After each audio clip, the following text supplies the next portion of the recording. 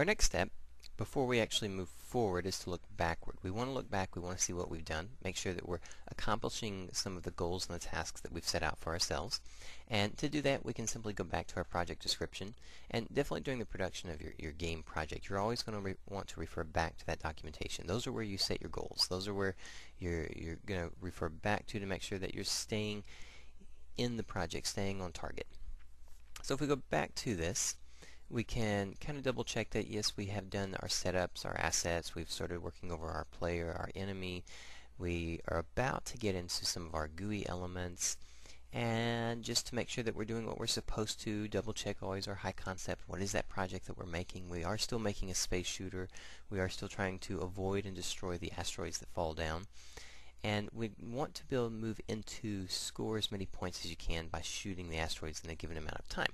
So that's kind of our next step. We can say, well, we've got the player, we've got him moving around, we've got him shooting, we've got him interacting with this object up here.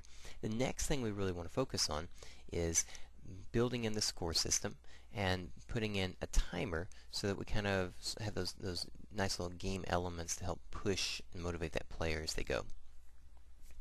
So let's take a peek at what we want to do here. We have our player character. The player character has the bullet that gets shot out. The bullet hits this object. Now when it does, we can capture a point in this event. We could go back to, let's say, either the asteroid or the bullet object and say when that event happens. Let's go ahead and just take a peek at that. We'll go over to our bullet script, and that trigger event that happens right here, it collides with the asteroid. We're resetting our asteroid. We're creating an explosion. And we could go ahead and make a statement right here that gives our player a point for destroying the asteroid. Now, where do we send that point?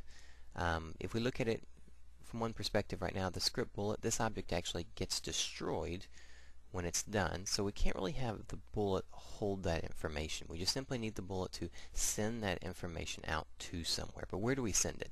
We could send it out to the player character and build in a GUI element on him and then actually store the points on him, but that doesn't really reflect what the player is about. The player isn't about those GUI elements. It's not the appropriate place to really put it. You could put it in there if you wanted to.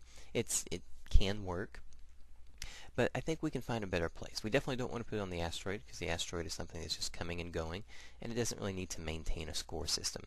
So what we're talking about is actually creating a different system, a different little component that basically holds this information for us and then displays this information for us. So let's do something like a manager of some type. We want to be able to have a manager that's going to get information, discern that information, and then post some of that up for us to use. So I'm going to go in here and I'm going to go ahead and create a couple new objects. We're going to make a new prefab, we'll make a new script, and we'll make a new game object for the hierarchy.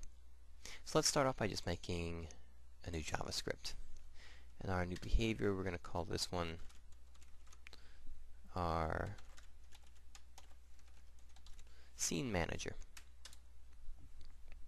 Now you'll notice this time I've typed it a little bit different, and it's one of those things where you look back and you start looking at the way you set up some of the script files. You can do it like this. You can also do it like this, where we keep it all together in one, capitalize the first of the words, and we may go back and adjust some of the scripts to match up with this one. This is just to break up how we've been doing it so we can see it done differently. So we've got our script scene manager, and this is going to hold information about the overall scene. It's a great place to store that information and then to access that information from there. So let's go ahead and open that one up. And let's create two more things. We'll create our prefab.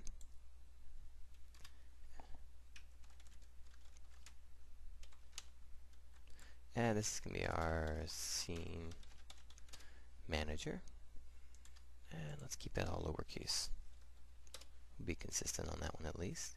And our create, we're just going to be creating a game object. Inside of here you're not going to find just the game object. If you want to find empty game object, you can go to the game object, create empty, or if you've got your scene center, just Control Shift N for a new game object. And let's name this guy our